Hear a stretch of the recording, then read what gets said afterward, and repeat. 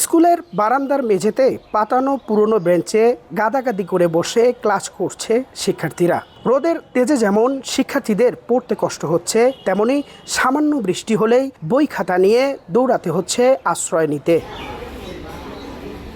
1951 সালে প্রতিষ্ঠিত লালমনিরহাট সদর উপজেলার মোগলহাট ইউনিয়নের ভাটিবাড়ি সরকারি প্রাথমিক বিদ্যালয়। বর্তমানে শিক্ষার্থী সংখ্যা 244 জন। প্রধান শিক্ষক সহ শিক্ষক রয়েছেন মোট 8 জন।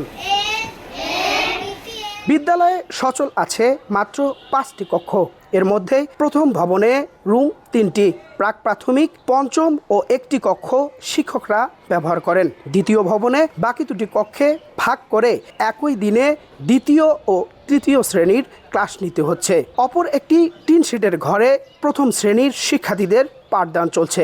আমাদের ক্লাসে জায়গা হয় না, তাই আমরা বাইরে বসি। ম্যাডাম ভিতরে একবার বোঝায়, বাইরে আরেকবার বোঝায়, এতে আমাদের বুঝতে একটু কষ্ট হয়। জায়গা না, গরম লাগে এবং ব্ল্যাকবোর্ডে যা লেখা হয় তা দেখতে পেলে আমাদের কিন্তু শোনা যায় না এবং আমাদের পড়ালেখায় অনেক ক্ষতি হয়।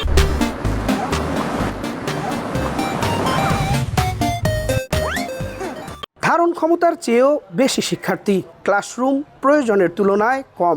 এই প্রতিকূল পরিবেশে কি আসলেই পড়াশোনার প্রতি কোনো মনোযোগ থাকে? এ ধরনের শিক্ষার মান নিয়ে উঠছে প্রশ্ন। ক্লাসরুমের ভিতরে যে অবস্থা, বাহিরেও ক্লাস হচ্ছে, বাইরে কোনো ফ্যানের ব্যবস্থা নাই, ভিতরে জায়গা হচ্ছে না। খুব দ্রুত একটা নতুন ভবনের প্রয়োজন। বাউন্ডারি ওয়াল দিয়ে জায়গা আছে বিল্ডিংয়ের ইয়ার মতন, কিন্তু বিল্ডিং আমাদের এখনো আসতেছে না। এটাই আমাদের প্রধান দাবি। শিক্ষা যদি জাতির মেরুদণ্ড হয়, তাহলে এমন অবকাঠামো নিয়ে আমরা কোথায় যাচ্ছি? শিক্ষকরা সাধ্যমতো চেষ্টা করলেও উপযুক্ত পরিবেশের অভাবে শিক্ষা কার্যক্রম ব্যাহত হচ্ছে। স্কুলের নিজের জমি পড়ে আছে, তবুও নতুন ভবন বরাদ্দ না পাওয়ায় এভাবেই কষ্ট করে ক্লাস করতে হচ্ছে কোমলমতি শিক্ষার্থীদের। এ বিষয়ে স্কুলের প্রধান শিক্ষিকা মিনতি রানী জানান, মোট 244 জন শিক্ষার্থী এই স্কুলে পড়াশোনা করছেন। চাহিদার তুলনায় শিক্ষার্থী বেশি হওয়ায় আমাদের হিমশিম খেতে হচ্ছে। 244 জন স্টুডেন্টকে একা ক্লাসে 57-60 জন স্টুডেন্ট বসায় একটা শিক্ষকের পক্ষে অনেক কষ্টকর বিষয়। তো আমি ঊর্ধ্বতন কর্তৃপক্ষ তথা সরকারের কাছে আমার একটাই আবেদন, আমার শ্রেণীকক্ষ, শিক্ষক সহ আসবাবপত্র প্রয়োজনীয় ব্যবস্থা গ্রহণ করলে আমার শিক্ষার্থীরা আরও এগিয়ে যাবে। এ বিষয়ে কথা বলতে প্রাথমিক শিক্ষা অফিসারের কাছে গেলে তিনি বলেন, আমরাও চাই দ্রুত এই সমস্যার সমাধান হোক।